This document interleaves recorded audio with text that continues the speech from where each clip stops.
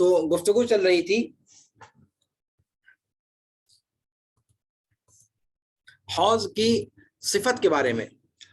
اس کی شکل کے بارے میں بتایا گیا کہ اس کی شکل مربع ہوگی اور اس کی لمبائی 1 ماہ کی مسافت ہے، اس کی چوڑائی 1 ماہ کی مسافت ہے،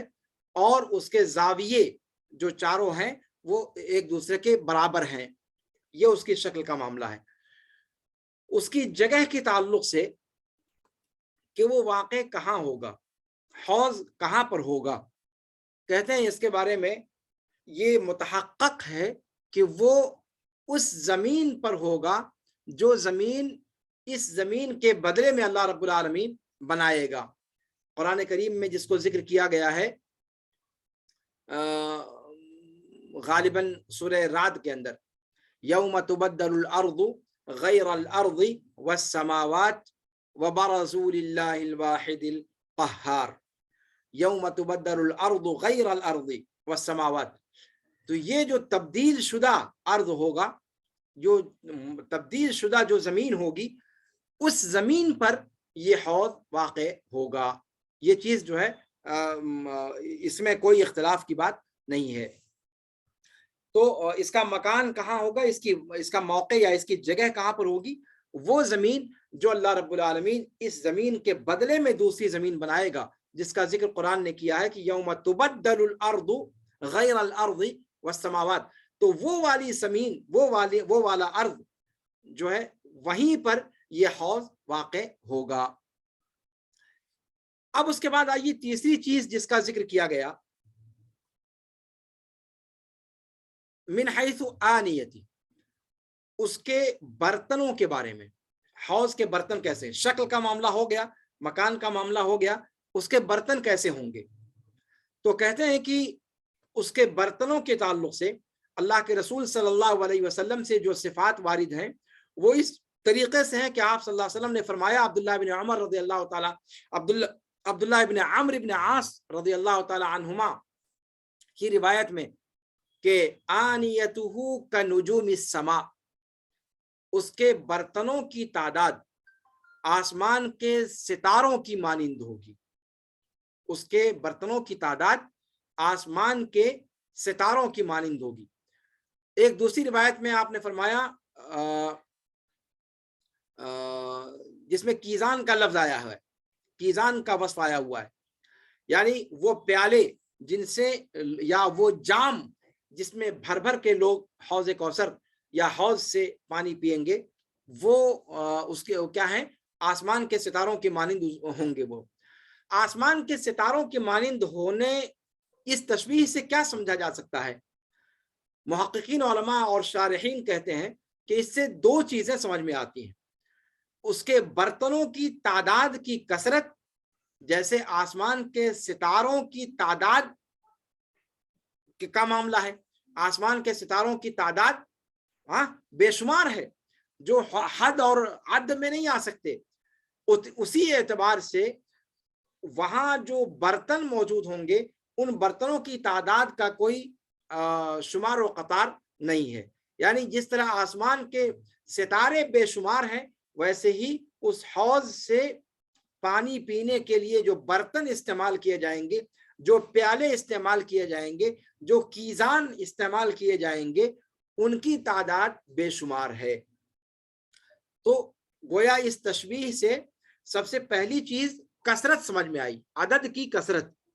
جیسے نجوم کی کثرت ہے آسمان کے اندر، ویسے وہاں برتنوں کی کثرت ہے جس کا کوئی شمار و قطار نہیں ہے۔ دوسری چیز محققین علماء نے جو ذکر کی اس تشبیہ سے جو مستفاد ہے، وہ یہ کہ جس طرح آسمان کے ستاروں کے اندر اشراق ہے، بہا ہے، نور ہے، وہی خوبصورتی، وہی چکا چوند، وہی چمک، وہی رونق ان برتنوں پر بھی ہوگی۔ یعنی ان میں سے ہر برتن آسمان کے ستاروں کی مانند چمک رکھنے والا ہوگا۔ تو یہ دونوں چیزیں تشبیہ سے سمجھ میں آتی ہیں، اور یہ دونوں ہی چیزیں یہاں پر مقصود ہیں۔ تو یہ حوض کے اوپر جو برتن ہوں گے ان کی تعداد کا معاملہ، اور ان کے رنگت کا معاملہ، ان کی ظاہری شکل کا معاملہ ہے۔ تو یہ دونوں چیزیں جو ہے آسمان کے ستاروں سے تشبیہ دینے سے سمجھ میں آتی ہیں۔ اچھا، یہ اس کے برتنوں کا معاملہ ہو گیا۔ اب اس کے پانی کے تعلق سے کیا وصف ہے؟ چوتھی چیز اس کے پانی کے بارے میں، حوض میں جو پانی ہوگا اس پانی کا وصف کیا ہے؟ تو کہتے ہیں کہ احادیث شریفہ میں آیا ہے، اللہ کے رسول صلی اللہ علیہ وسلم نے فرمایا کہ حوضی طولہ شہر وعرضہ شہر ماؤہ اشد بیاضا من اللبن واحلی من العسل، بیاضا من اللبن واحلی من العسل۔ یہ اس کے پانی کی صفت ہوگی کہ اللہ کے رسول صلی اللہ علیہ وسلم نے فرمایا کہ میرے حوض کی لمبائی 1 ماہ کی ہے، اس کی چوڑائی 1 ماہ کی مسافت، اس کا پانی دودھ سے زیادہ سفید اور شہد سے زیادہ میٹھا۔ یہ اس کے پانی کا وصف ہے۔ اللہ رب العالمین ہم میں سے ہر شخص کو اور ہمارے اہل و عیال کو، ہمارے پرکھوں کو اور تمام سامعین و مشاہدین کو اللہ رب العالمین حوض کوثر سے جام نصیب فرمائے۔ تو اس کے پانی کا وصف بیان کیا کہ وہ اتنا صاف اور شفاف ہوگا جیسے دودھ، اور دوسری روایت میں آیا کہ اس کے پانی کی رنگت ایسے ہوگی جیسے چاندی۔ آپ جانتے ہیں کہ چاندی بھی بے انتہا سفید اور چمکدار ہوتی ہے، تو جس طرح چاندی کی رنگت ہوتی ہے سفید اور شفاف، یا جس طرح دودھ کی رنگت ہوتی ہے سفید اور شفاف، ویسے حوض کا پانی دیکھنے میں نظر آئے گا، اور پینے میں کیسا ہوگا؟ تو کہا کہ احلی من العسل، شہد سے زیادہ مٹھاس لیے ہوئے ہوگا۔ یہ اس پانی کا وصف احادیث شریفہ کے اندر آیا ہے۔ اچھا، اس کا پانی کبھی ختم نہیں ہوگا، اس لیے کہ اس کا جو ڈانڈا ہے وہ جنت کی نہر سے جڑا ہوا ہے، جیسا کہ اس سے پہلے اشارہ کیا گیا کہ کوثر ایک نہر ہے جو جنت میں اللہ رب العالمین اللہ کے رسول صلی اللہ علیہ وسلم کو عطا فرمائے گا، اور وہاں اس نہر سے 2 پرنالے ہوں گے جو اس حوض میں آ کر گریں گے۔ اللہ کے رسول صلی اللہ علیہ وسلم کی روایت کے الفاظ ہیں یشخب فیہ من الکوثر میزابانی، کہ کوثر نامی نہر جو جنت میں اللہ رب العالمین عطا فرمائے گا آپ صلی اللہ علیہ وسلم کو، وہاں سے 2 پرنالے اس حوض کے اندر برابر پانی گراتے رہیں گے، پانی انڈیلتے رہیں گے۔ تو ظاہر سی بات ہے جنت سے اگر کوئی نعمت ملنا شروع ہو جائے تو کیا اس کا اختتام ہو سکتا ہے؟ ممکن ہی نہیں ہے۔ تو یہ دلیل ہے کہ اس پانی کی مقدار بے انتہا ہوگی اور وہ پانی ختم نہیں ہونے گا۔ اور یہ ساری روایات متفق علیہ روایات ہیں، یا بخاری کی روایات ہیں، یا مسلم کی روایات ہیں، یا پھر کتب ستہ کی روایات ہیں، اور ساری روایات صحیح ہیں جو ابھی تک ذکر کی گئی ہیں۔ اچھا، اس کے بعد اب اگلا مرحلہ آتا ہے، جو اگلا پوائنٹ ہے ہمارا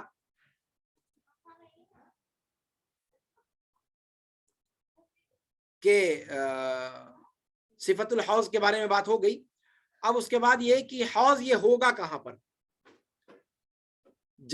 آپ جانتے ہیں کہ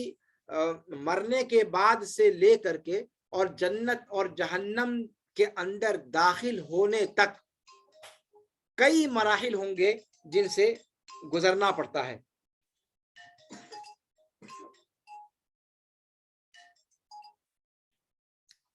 جن سے گزرنا پڑے گا۔ تو یہ حوض واقع کہاں پر ہوگا؟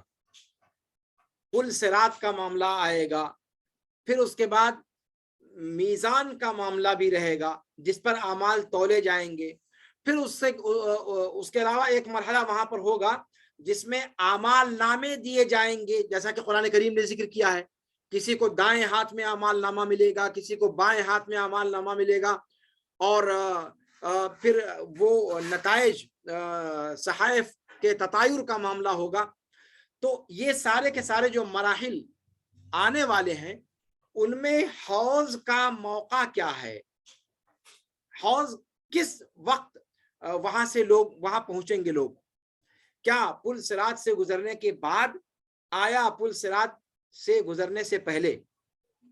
میزان کے بعد یا میزان سے پہلے؟ اب اس پر گفتگو جو ہے انشاءاللہ ہم کریں گے۔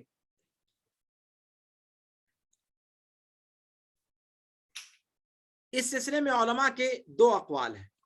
پہلا قول یہ کہتا ہے جو جمہور اہل علم کا ہے کہ حوض کا محل وقوع پل صراط سے پہلے ہے، پل صراط کے بعد نہیں۔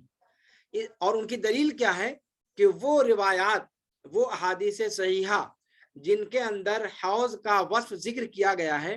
اس میں آپ صلی اللہ علیہ وسلم سے منقول ہے کہ کچھ لوگ آپ صلی اللہ علیہ وسلم سے ہٹائے جائیں گے، شدت کے ساتھ دھکے مار کر کے دور کیے جائیں گے اور انہیں جہنم لے جایا جائے گا۔ آپ صلی اللہ علیہ وسلم کہیں گے اے میرے رب، یہ میرے ساتھی ہیں، میرے ساتھی ہیں، ربی اصحابی اصحابی۔ اور دوسری روایت میں آپ صلی اللہ علیہ وسلم کا قول ہے صحابی اصحابی اصحابی۔ تو روایت میں آتا ہے آگے کہ آپ صلی اللہ علیہ وسلم سے کہا جائے گا، کہیں گے فیقول انک لا تدری ما احدثوا بعدک، کہ اے نبی صلی اللہ علیہ وسلم آپ کو نہیں پتا کہ ان لوگوں نے آپ کے بعد کیا کیا نئی چیزیں ایجاد کر لی۔ تو اس سے دلیل پکڑی کہ حوض کا محل وقوع یہ ان لوگوں کے انجام تک پہنچنے سے پہلے ہی ہوگا، تبھی تو یہ لوگ موجود رہیں گے، اور اس کا لازمی مطلب یہ ہے کہ یہ پل صراط سے پہلے واقع ہوگا۔ دوسرا قول ہے بعض اہل علم کا، جنہوں نے کہا کہ حوض آپ صلی اللہ علیہ وسلم کو جو عطا فرمایا جائے گا وہ ایک حوض نہیں ہوگا، بلکہ دو حوض عطا کیے جائیں گے۔ پہلا حوض تو وہی ہے جو پل صراط سے پہلے ہے، اور ایک حوض آپ کو اور دیا جائے گا کہ جو لوگ لڑھکتے پڑھکتے جہنم کی نظر ہوتے ہوتے ہواتے ٹارچر ہوتے ہوئے عذاب سہتے ہوئے کسی طریقے سے پار اتریں گے، تو وہاں ایک دوسرا حوض ہوگا جہاں اللہ کے رسول صلی اللہ علیہ وسلم کے ہاتھوں سے ان کو پانی پینا نصیب ہوگا۔ یعنی دو حوض انہوں نے ثابت کرنے کی بات کی، یہ دوسرا قول ہے۔ تو اس قول کو اگر لیا جائے تو گویا حوض دو ماننا لازم آتا ہے، ایک وہ جو آپ صلی اللہ علیہ وسلم کو پل صراط سے پہلے عطا کیا جائے گا، میزان سے پہلے عطا کیا جائے گا، یہ اس وقت عطا کیا جائے گا جب لوگ قبروں سے نکلیں گے اور ہتاش رہیں گے، بھوکے پیاسے بالکل پریشان حال، اور سیدھے اللہ رب العالمین کے سامنے وہاں پر پہنچ جائیں گے میدان میں، قیامت کے میدان میں۔ تو ایک تو وہاں پر ویسے ہی نانی مر رہی ہوگی سب کی، اس حالت میں جو شدید پیاس کی کیفیت ہوگی، وہاں پر آپ صلی اللہ علیہ وسلم کا حوض ان کی داد رسی کرے گا اور وہاں پر ان کو سیراب کیا جائے گا۔ یہ قول جو پہلا قول ہے، اور حقیقت میں وہی قول راجح قول ہے۔ یہ دو حوض والی بات یہ چیز درست نہیں ہے، اس لیے کہ اس کے تعلق سے کوئی واضح دلیل موجود نہیں ہے۔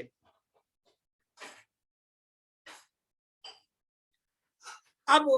یہاں پر ایک چیز اور ہے جو جس کا ذکر اس سے پہلے کیا کہ اگر پل صراط سے ایک حوض مانا جائے، یہی راجح ہے۔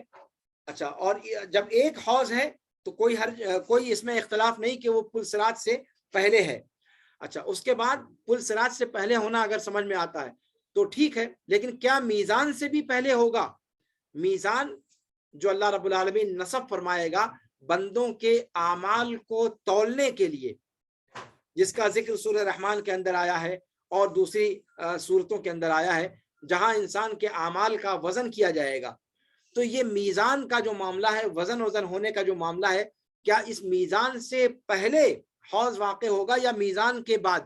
پل صراط تو سمجھ میں آیا کہ پل صراط سے پہلے ہوگا، لیکن کیا میزان سے پہلے ہوگا یا میزان کے بعد ہوگا؟ اس کے سلسلے میں بھی علماء کے درمیان اختلاف ہے، اور اہل علم نے دونوں باتیں کہی ہیں، لیکن اکثر علماء کا قول یہ ہے کہ حوض میزان سے بھی پہلے واقع ہوگا، اور یہ قیامت کے میدان میں جو ہے اللہ رب العالمین عطا فرمائے گا، اس سے پہلے کہ اللہ رب العالمین بندوں کے درمیان فیصلہ کے لیے تشریف لائے، اور اس سے پہلے کہ صحائف اڑیں گے، اعمال نامے اڑائے جائیں گے، تو یہ سارا کا سارا معاملہ اس سے پہلے کا ہوگا۔ اور یہی قول راجح ہے، محققین علماء نے اس کو راجح قرار دیا ہے کہ حوض کا جو موقع ہے یا مکان ہے یا ہونے کی جگہ ہے وہ پل صراط سے بھی پہلے ہے، اور اعمال کے تولے جانے کا جو مرحلہ میزان کا ہے اس سے بھی پہلے واقع ہے۔ امام قرطبی رحمہ اللہ جو کتاب التذکرہ کے مؤلف ہیں فی احوال الموتى والآخرہ، اس موضوع کی بہت معرکۃ الآراء کتاب اس کو کہا جاتا ہے، یا کہہ لیجئے کہ قیامت مرنے کے بعد سے قیامت تک کے جو مراحل ہیں، ان مراحل پر آخرت تک کے جو مراحل ہیں ان کو تفصیل کے ساتھ بیان کرتی ہے وہ کتاب، انسائکلوپیڈیا کہی جا سکتی ہے، التذکرہ امام قرطبی رحمہ اللہ کی۔ امام قرطبی رحمہ اللہ کہتے ہیں کہ اگر سیاق و سباق کو دیکھا جائے تو حوض کا محل وقوع ان سب سے پہلے ماننا ضروری ہے، اس لیے کہ لوگ اپنی اپنی قبروں سے پیاسے اٹھائے جائیں گے اور اٹھتے ہی وہ موقف میں پہنچ جائیں گے جہاں پوری انسانیت، پوری خلقت جمع ہوگی، اور وہاں کا قیام کافی لمبا قیام ہوگا، جس کے بارے میں قرآن نے خود کہا کہ وہاں کے ٹھہرنے کی مقدار کا عالم یہ ہوگا کہ وہاں کا ایک دن 50,000 سال کے برابر ہوگا، 50,000 سال کے برابر ایک دن ہوگا۔ اب آپ اس دن کے ہولناکی اور اس دن کی شدت کا آپ اندازہ لگائیں، تو اس صورت میں جب وہ اپنی اپنی قبروں سے نڈھال حالت میں اٹھ کر کے آئے ہوئے ہوں گے اور پیاس کی شدت سے ان کے حلقوم میں کانٹے پڑ رہے ہوں گے، ایسے موقع پر آپ صلی اللہ علیہ وسلم کو اللہ رب العالمین کی طرف سے یہ اکرام عطا ہوگا کہ آپ کو حوض عطا کیا جائے گا، اور اس حوض سے آپ صلی اللہ علیہ وسلم اپنی امت کو سیراب کریں گے تاکہ وہ ان کی جان میں جان آئے، اور اس کے بعد کے جو سنگین مراحل آنے والے ہیں ان کے لیے وہ پورے طور پر تیار ہو سکیں۔ تو امام قرطبی رحمہ اللہ نے اس قول کو راجح قرار دیا ہے کہ حوض کا محل وقوع جس طریقے سے پل صراط سے پہلے ہے، اسی طریقے سے میزان سے بھی پہلے ہے، اعمال نامے دیے جانے سے، تقسیم ہونے سے پہلے یہ ساری چیزیں پیش آنی ہے، یہ حوض کا مرحلہ آئے گا۔ اس کے بعد اگلا جو مرحلہ ہے وہ یہ کہ آپ صلی اللہ علیہ وسلم حوض سے کچھ لوگوں کو ہٹائیں گے اور کچھ لوگ آپ صلی اللہ علیہ وسلم کے پاس سے ہٹائے جائیں گے۔ اس کا کیا مطلب ہوا؟ یہ تو بات واضح ہو گئی کہ میزان سے پہلے ہے، لیکن یہیں پر ایک دوسرا مرحلہ یہ ہے کہ حوض کے تعلق سے جو صفات وارد ہوئی ہیں یا جو باتیں اللہ کے رسول صلی اللہ علیہ وسلم سے آئی ہیں، ان میں دو لفظ آئے ہیں کہ یزاد عنہ، اور ایک روایت میں ہے کہ یزود اناسا عن الحوض، یہ بھی آیا ہے کہ ان النبی صلی اللہ علیہ وسلم یزود اناسا عن الحوض۔ تو یہ یزادو اور یزودو کا کیا مطلب ہے؟ کہتے ہیں کہ اس کو دو حصے میں سمجھا جا سکتا ہے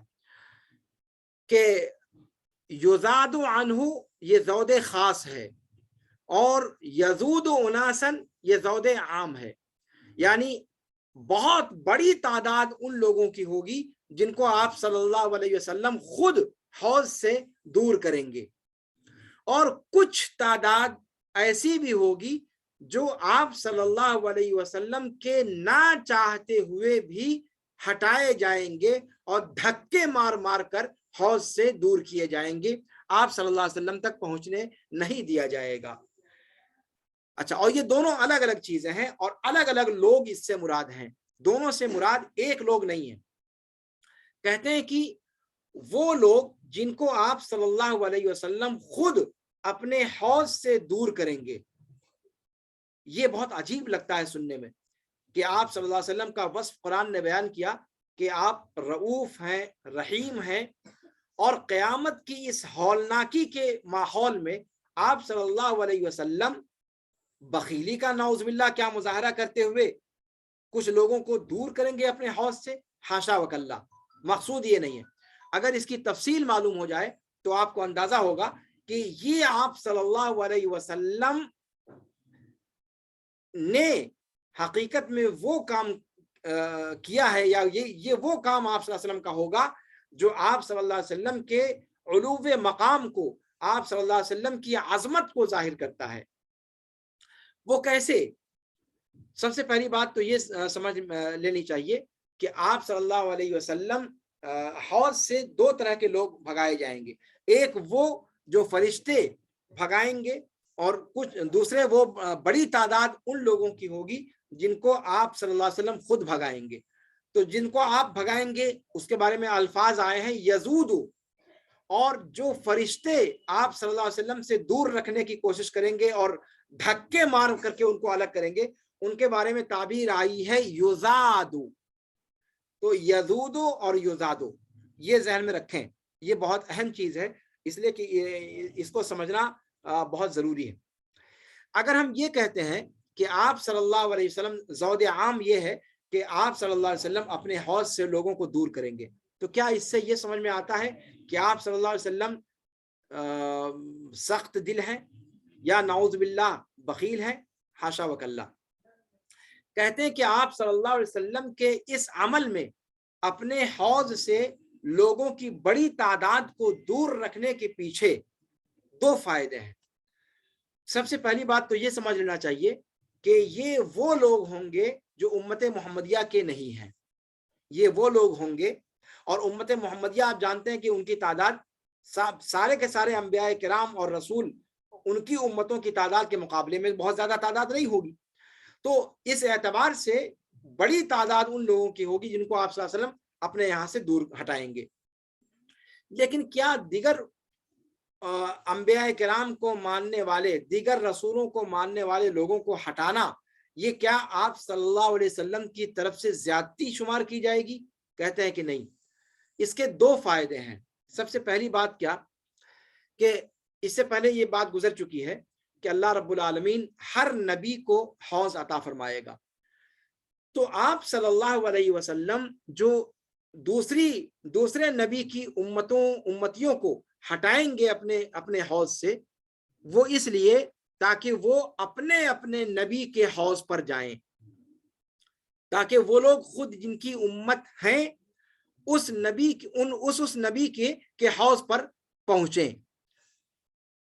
اچھا،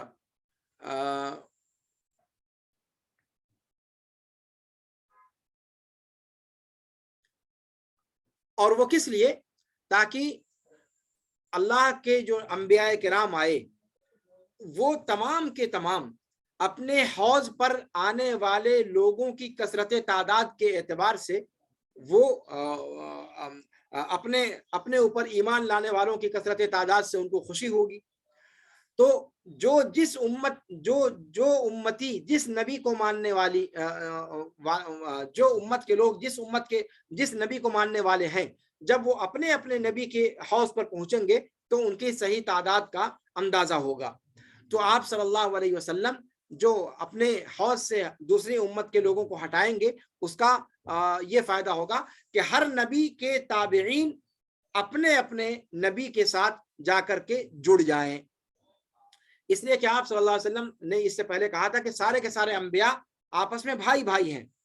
تو ایک بھائی دوسرے بھائی کا نقصان نہیں دیکھ سکتا۔ تو اس حوالے سے آپ صلی اللہ علیہ وسلم ہر نبی کے امتیوں کو اپنے نبیوں کے پاس جانے کے لیے کہیں گے، تاکہ وہ ان کی حوض پر جا کر کے اور ان کی تعداد کو زیادہ کریں، ان کی عظمت کا سبب بنے، اور ہر نبی کے متبعین میں کون مومن تھے اور کون مومن نہیں تھے ان کی شناخت کا ذریعہ بن سکے۔ اور دوسری بات یہ کہ خود امت محمدیہ کی فضیلت اس کے اندر ثابت ہوتی ہے کہ اللہ کے رسول صلی اللہ علیہ وسلم امت محمدیہ کے لیے خاص طور پر زیادہ مہربان ہوں گے اور ان کو وہاں آنے کا موقع فراہم کریں گے۔ تو یہ چیز ہے جس کی وجہ سے آپ صلی اللہ علیہ وسلم دوسری امت کے لوگوں کو اپنے حوض سے ہٹائیں گے۔ اچھا، اور یہ تو اس کی توجیہ ہو گئی کہ جس میں یزودو کا لفظ آیا ہے، یعنی آپ صلی اللہ علیہ وسلم جو خود دور کریں گے۔ دوسرا جو یزاد عنہ کی تعبیر آئی ہے، اس کو بہت غور سے سننے کی ضرورت ہے، اس لیے کہ یہی وہ پوائنٹ ہے جس پر روافض اور خوارج نے اپنی بنیاد کھڑی کی ہے۔ یزاد عنہ کا جو معاملہ ہے یہ وہ لوگ ہوں گے جو امت محمدیہ میں سے ہیں، جو لوگ امت محمدیہ میں سے ہیں، یعنی آپ صلی اللہ علیہ وسلم کے امتی ہوں گے، اور آپ صلی اللہ علیہ وسلم انہیں پہچان لیں گے اس نشانی سے جو نشانی امت محمدیہ کے لیے اللہ رب العالمین نے رکھی ہے۔ اور اسی لیے جب فرشتے ان کو ہٹائیں گے تو اللہ کے رسول صلی اللہ علیہ وسلم کہیں گے امتی امتی، بعض روایتوں میں آیا وصیحابی وصیحابی، دوسری روایت میں آیا اصحابی اصحابی۔ یہ الگ الگ الفاظ جو آئے ہیں وہ اسی زود کے بارے میں وارد ہوئے ہیں، اور یہ کچھ لوگ ہوں گے، یہ جو آپ صلی اللہ علیہ وسلم سے دور کیے جائیں گے، یہ بہت بڑی تعداد نہیں ہوگی۔ اور اس کی دلیل یہ ہے، ہاں ایک لفظ اور آیا ہے کہ آپ صلی اللہ علیہ وسلم کہیں گے قومی قومی، اے اللہ یہ میری قوم کے لوگ ہیں، میری قوم کے لوگ ہیں۔ تو گویا قومی قومی، وصیحابی وصیحابی، اصحابی اصحابی، اور امتی امتی وغیرہ کا بھی ملتا ہے۔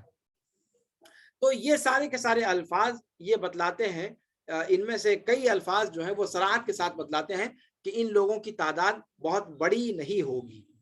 قوم کا لفظ استعمال کیا جو قلت پر دلالت کرتا ہے، اسی طریقے سے اصحابی کا لفظ استعمال کیا گیا جو تصغیر ہے اور جو قلت تعداد کو ظاہر کرتا ہے۔ یہ کون لوگ ہوں گے، اس کے بارے میں 3 قول ملتا ہے، اس کے تعلق سے 3 قول اہل علم نے ذکر کیا ہے۔ سب سے پہلا قول ہے کہ اس سے مراد وہ چند لوگ ہیں جو صحابہ کرام میں سے مرتد ہو گئے تھے اور مسیلمہ کذاب اور سجاح وغیرہ کی نبوت کو جنہوں نے تسلیم کر لیا تھا، یا پھر آپ صلی اللہ علیہ وسلم کی وفات کے بعد جو بعض بدعوں کے تعلق سے وارد ہوا کہ وہ لوگ کفر کر بیٹھے تھے اور مرتد ہو گئے تھے، یہ وہ لوگ مراد ہیں۔ اور یہ بہت کم تعداد میں تھے، بہت تھوڑے سے لوگ تھے، جیسا کہ یزاد و قومن کا لفظ استعمال کیا گیا اور نکرہ استعمال کیا گیا، جس سے قلت تعداد کو سمجھا جا سکتا ہے۔ ایک روایت میں آیا کہ فَيَأْتِينِي قَوْمٌ فَيُذَادُونَ عَنِ الْحَوْضِ، کچھ لوگ آئیں گے اور حوض سے شدت کے ساتھ دھکے مار کر ہٹائے جائیں گے۔ تو یہاں بھی قومن کا لفظ نکرہ آیا ہے، اور قوم کا خود لفظ بھی یہ بتلاتا ہے کہ یہ تعداد میں کم ہوں گے۔ اچھا، اور ایسے ہی اصحابی کے اندر جو تصغیر ہے وہ بھی بتلاتی ہے کہ یہ لوگ تعداد میں بہت تھوڑے ہوں گے، کم لوگ ہوں گے۔ اچھا، یہ پہلا قول ہے، اور اس سے مراد کون لوگ ہیں بتایا جا چکا کہ یہ صحابہ کرام میں سے وہ لوگ ہیں جو مدعیان نبوت پر ایمان لے آئے تھے، یا آپ صلی اللہ علیہ وسلم کی وفات کے بعد جو ہے وہ جو حجۃ الوداع میں شریک تھے آپ صلی اللہ علیہ وسلم کے ساتھ، لیکن بعد میں آراب بدول جو تھے، جو ان میں سے کچھ لوگ جو جن کے دلوں میں ایمان پورے طور پر رچا بسا نہیں تھا، جس کا ذکر قرآن نے کیا بعض جگہوں پر، تو یہ وہ لوگ ہیں جن کے دلوں میں ایمان گھسا نہیں تھا، رچا بسا نہیں تھا، اور یہ عربی، یہ ان لوگوں کے تعلق سے جو ہے اس کے اندر اشارہ ملتا ہے کہ اس سے مراد وہ لوگ ہیں صحابہ کرام میں سے جو بعد میں مرتد ہو گئے تھے۔ دوسرا قول یہ ہے کہ آپ صلی اللہ علیہ وسلم کے حوض سے امت محمدیہ میں سے جو لوگ ہٹائے جائیں گے ان سے مراد منافقین ہیں، یہ دوسرا قول ہے۔ پہلا قول صحابہ کرام کے درمیان سے جو لوگ مرتد ہو گئے تھے وہ، اور وہ بہت تھوڑے سے ہوں گے۔ دوسرا قول یہ ہے کہ اس سے مراد منافقین ہیں، اور منافقین کے تعلق سے آپ جانتے ہیں کہ اللہ کے رسول صلی اللہ علیہ وسلم سارے کے سارے منافقین کو نہیں جانتے تھے، اسی لیے قرآن نے کیا کہا کہ وَلَوْ نَشَاءُ لَأَرَيْنَاكَهُمْ فَلَعَرَفْتَهُمْ بِسِيمَاهُمْ وَلَتَعْرِفَنَّهُمْ فِي لَحْنِ الْقَوْلِ۔ اس کا مطلب ہے کہ منافقین کو پورے طور پر اللہ رب العالمین نے آپ صلی اللہ علیہ وسلم کو پہچان نہیں کروایا تھا، اسی لیے آپ صلی اللہ علیہ وسلم وہاں بھی منافقین کو دیکھ کر کے یہ سمجھیں گے کہ یہ امت محمدیہ کے لوگ ہیں، اس لیے کہ قیامت کے دن جب وہ لوگ آئیں گے تو ان پر اہل ایمان کی نشانی ہوگی، یا پھر وہ مومنین کے ساتھ ہوں گے، لہذا مومنین میں سے شمار کر لیے جائیں گے یا سمجھ لیے جائیں گے ظاہری طور پر اور باطنی طور پر۔ پھر فرشتے ان کو جب دھکا دے کر کے ہٹائیں گے سختی کے ساتھ اور جہنم کی طرف لے جائیں گے، تو وہاں پر آپ صلی اللہ علیہ وسلم کہیں گے اصحابی اصحابی، یعنی جس اعتبار سے آپ صلی اللہ علیہ وسلم کے سامنے وہ لوگ تھے، صحابہ بن کر کے تو تھے آپ صلی اللہ علیہ وسلم کے سامنے، اس اعتبار سے آپ صلی اللہ علیہ وسلم ان کو اصحابی اصحابی کہیں گے۔ تب وہ لوگ کہیں گے فرشتے کہ انک لا تدری ما احدثوا بعدک، کہ اے نبی صلی اللہ علیہ وسلم آپ کو نہیں معلوم کہ ان لوگوں نے آپ کے بعد کیا کیا بدعتیں ایجاد کی۔ اور دوسری روایت میں آیا کہ او انہم لم یزالوا مرتدین علی ادبارہم مذ ترکتہم، کہ وہ لوگ برابر پیچھے کی طرف پلٹتے رہے یہاں جب سے آپ نے ان کو چھوڑا، یہاں تک کہ پورے طور پر وہ مرتد ہو گئے، یعنی ان کا نفاق پورے طور پر ظاہر ہو گیا آپ صلی اللہ علیہ وسلم کی وفات کے بعد۔ تو یہ دوسرا قول ہے کہ جو آپ صلی اللہ علیہ وسلم کے پاس آنے سے سختی کے ساتھ روکے جائیں گے، ان سے مراد منافقین ہیں۔ تیسرا قول یہ ہے کہ اس سے مراد وہ تمام اہل بدعت ہیں جنہوں نے دین کے اندر نئی چیز ایجاد کی، نئی بدعت ایجاد کی۔ بدعت تو نئی ہوتی ہے، تو ہر وہ شخص جس نے آپ صلی اللہ علیہ وسلم کے بعد دین میں کوئی نئی چیز ایجاد کی، اب وہ نئی چیز ارتداد کی شکل میں ہو وہ بھی داخل ہے، یا پھر بدعات کی شکل میں جو چیزیں ایجاد کی گئیں وہ بھی اس کے اندر داخل ہے، یا نفاق کے طور پر جو چیزیں ایجاد کی وہ بھی اس کے اندر داخل ہے۔ تو تیسرا قول گویا پہلے اور دوسرے قول دونوں کو شامل ہے کہ وہ لوگ جو آپ صلی اللہ علیہ وسلم کے پاس سے ہٹائے جائیں گے، یہ ہر وہ شخص ہے جس نے آپ صلی اللہ علیہ وسلم کے بعد کوئی نئی بدعت ایجاد کی، آپ کے دین کو تبدیل کر کے، چاہے مرتد ہو کر کے اسلام سے کفر کی طرف، یا اس سے کمتر درجے کا، کمتر درجہ کیا ہے کفر سے کمتر درجہ، کہ بدعت ایجاد کر لی، چاہے وہ بدعت جیسے گمراہ کن بدعتیں جو ظاہر ہوئی بعد میں روافض کی شکل میں، سبعیہ کی شکل میں، خوارج کی شکل میں، نواصب کی شکل میں، اعتزال کی شکل میں، یہ ساری، اور اس کے علاوہ جو دیگر بدعت کی شکلیں ہیں، ان تمام بدعتوں پر اس کا اطلاق ہوگا۔ اور اس کی دلیل وہی روایت کے الفاظ ہیں جس میں کہا گیا کہ فَيُقَالْ إِنَّكَ لَا تَدْرِي مَا أَحْدَثُوا بَعْدَكَ، کہ آپ کو نہیں معلوم کہ آپ کے بعد ان لوگوں نے دین میں کیا کیا چیزیں ایجاد کی۔ تو اس کے اندر دین کے اندر نئی ایجاد کردہ ساری کی ساری بدعتیں داخل ہیں قیامت تک کے لیے۔ اور یہ تیسرا قول یہی سارے اقوال میں سب سے زیادہ شامل ہے، جامع ہے، ظاہر ہے، اور حدیث کے مفہوم سے قریب تر ہے۔ تو گویا آپ صلی اللہ علیہ وسلم کے پاس سے ہٹائے جانے والے لوگ تین طرح کے ہوں گے۔ سب سے پہلی کیٹیگری ان لوگوں کی ہوگی جو حجۃ الوداع میں شریک رہے آپ صلی اللہ علیہ وسلم کے ساتھ، اور پھر اس کے بعد آپ صلی اللہ علیہ وسلم کی وفات کے بعد دین سے پھر گئے، مرتد ہو گئے، وہ لوگ مراد ہیں۔ دوسرے نمبر پہ وہ لوگ جو منافقین ہیں وہ بھی ہٹائے جائیں گے، اور تیسرے نمبر پہ اہل بدعت، قیامت تک کے لیے جو اہل بدعت ہیں وہ آپ صلی اللہ علیہ وسلم کے حوض سے دھتکار دیے جائیں گے، ہٹا دیے جائیں گے، جیسے خوارج ہیں، معتزلہ ہیں، روافض ہیں، اور اس کے علاوہ اور جو دیگر جتنے باطل فرقے ہیں اہل بدعت کے، وہ تمام کے تمام اس کے اندر داخل ہیں۔ اور انہی کے ساتھ ان لوگوں کو بھی جوڑ دیا جائے گا جو اللہ رب العالمین پر افترا پردازی کرتے ہیں، یا شریعت میں اپنی خانہ ساز باتوں کو اللہ کی طرف گڑھ کر کے وہ بیان کرتے ہیں، جس کا ذکر قرآن کریم نے شرک کے ساتھ کیا ہے۔ یا پھر اللہ کے رسول صلی اللہ علیہ وسلم نے فرمایا کہ سَيَكُونُ بَعْدِي أُمَرَاء فَمَنْ صَدَّقَهُمْ بِكَذِبِهِمْ وَأَعَانَهُمْ عَلَى ظُلْمِهِمْ فَلَيْسَ مِنِّي وَلَسْتُ مِنْهُ وَلَنْ يَرِدَ عَلَيَّ الْحَوْض، کہ جو میرے بعد کچھ ایسے حکمراں ہوں گے جنہوں نے ایسے مطلب ناخلف لوگ ہوں گے جس نے ان کی تصدیق کی ان کی جھوٹی باتوں میں اور ان کا تعاون کیا ان کے ظلم پر، وہ مجھ سے نہیں ہے اور میں اس سے نہیں ہوں، اور وہ مجھ پر وہ میرے پاس حوض پر نہیں آ سکیں گے، ہرگز ہرگز نہیں آ سکیں گے۔ لن کا صیغہ آپ صلی اللہ علیہ وسلم نے استعمال کیا، تو اور یہ روایت ترمذی کی، نسائی کی، مسند کی ہے اور روایت صحیح ہے۔ تو اس کے اندر اسی لیے علماء نے اہل بدعت کے ساتھ ساتھ ایسے لوگوں کو بھی داخل کیا ہے جو دین میں اختلاف پردازی سے کام لیتے ہیں، سیاست کے نام پر شریعت کو بدلنے کی کوشش کرتے ہیں، وہ لوگ بھی اس کے اندر داخل ہیں۔ تو یہ لوگ ہیں جن کا جو آپ صلی اللہ علیہ وسلم کے پاس سے ہٹائے جائیں گے، اور زود عام اور زود خاص کا یہ مفہوم ہے جو آپ کے سامنے ذکر کیا گیا۔ اس کے بعد مسئلہ ہے کہ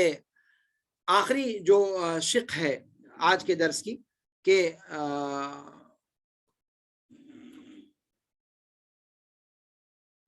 حوض پر اللہ رب العالمین کن کو موقع دے گا؟ کیا دنیا میں کچھ ایسے اسباب ہیں جن کو اختیار کیا جائے تو اللہ کے رسول صلی اللہ علیہ وسلم کے ہاتھوں سے جام پینا نصیب ہوگا؟ اللہ رب العالمین ہم سب کو ان میں سے بنائے۔ تو کہتے ہیں کہ ہاں،